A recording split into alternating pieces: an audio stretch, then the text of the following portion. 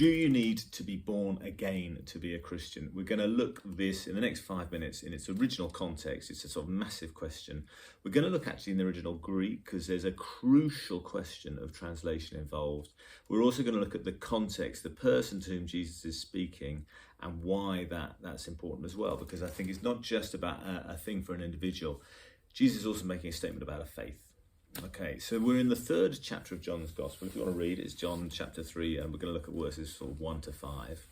Incredibly important verses. In John's Gospel, in the second chapter, he's had this big argument with the Jewish temple authorities. So an argument has already started, and this will become important for one of the details we see as we go through.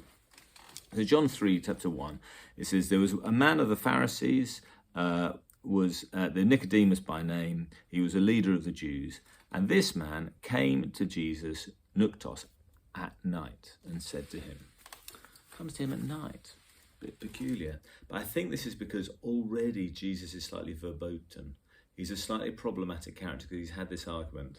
But Nicodemus is interested enough in this contrary character that he does want to speak to him, but he can't now freely do it in the daytime. He has to do it at night. So there's already a sign that there's a breach between Jesus and Orthodox Jewish teaching. Jesus was born a Jew, he is a Jew, he's raised a Jew, but there's something new happening.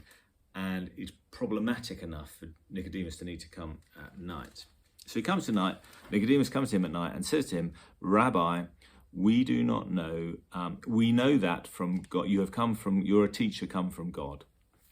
So the words are rabbi, which is just transliterated, the Hebrew rabbi, teacher, and didaskalos, meaning teacher. So teacher twice.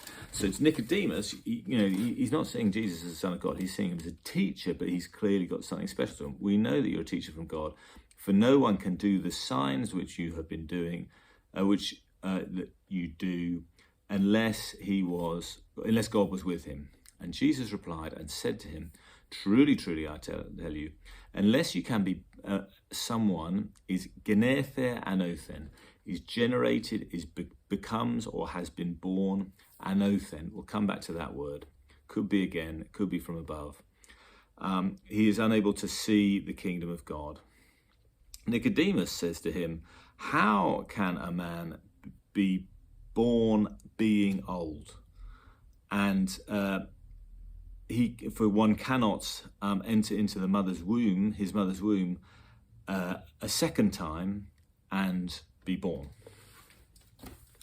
So this is one of the kind of, I suppose, the archetypal great questions of translation. How do you translate anothen? There's actually quite an obvious answer for the word itself. The context is more difficult. The King James Bible had a new. If you look at the RSV, it has again. If you have the New International Version, it has again. The Good News Bible has again. The New Revised Standard Version, which is the most recent one from the 20th century, has from above, born from above. So what is going up? By the way, genesai is the word we get generation from. So to become, to be born. Anno means above, then come from. It as a word, it does mean from above. You have to be born from above. And this is a sort of three-tier universe, but there's the kind of earth, and then there is the heavens, which are above the earth. And Jesus is saying you have to be born from the heavenly bit. It's all very well being born, you've got material stuff, but you need to be born from the heavenly bit, from above. And it's quite a big call to stop translating it as born again or born anew, because we've been losing out so long. But I think they were right to do it, because the primary meaning is from above. That's what you'd do if you're translating it anywhere else. The interesting thing is that Nicodemus takes it on, and the word next time is the second time. He doesn't actually say born again. So one of the ironies is people talk about born again Christians and they might cite this thing, but if you look at the Greek, again doesn't come up once. There is a word for again, but this is the word second time and from above. It's not there. But why does Jesus mean it? Two key points. First is it's about religion. Okay, you start with humans kind of flailing around. Then there is the Jewish religion comes, and huge steps is taken. We believe in one God. They've got the law. It's a kind of crucial step. And Jesus was born into that world. He was born a Jew. He grew up a Jew. He's educated a Jew.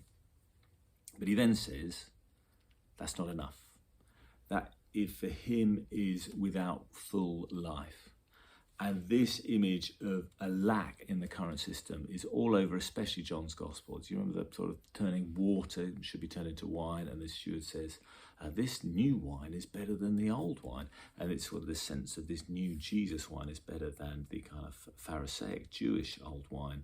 Here again, yeah, you're living a life of religion. Yes, you can teach the law, but there's a gap of the Spirit, and this is what you need. So it's kind of 3 stages. It goes from nothing, just the material world. Yes, then you get to the Jewish faith, but Jesus is saying that you need to take one more step. Get that Jewish faith born from above. I have come from above. You need to be living in me. And then we have this imagery of living in the Spirit. So that is what is like the key to life. If you want to call it born again, it can feel like that to people on earth who suddenly discover Christianity, and it kind of feels like a new birth. It's fantastic. But the biblical stuff, the better emphasis, I think, is on being born from above.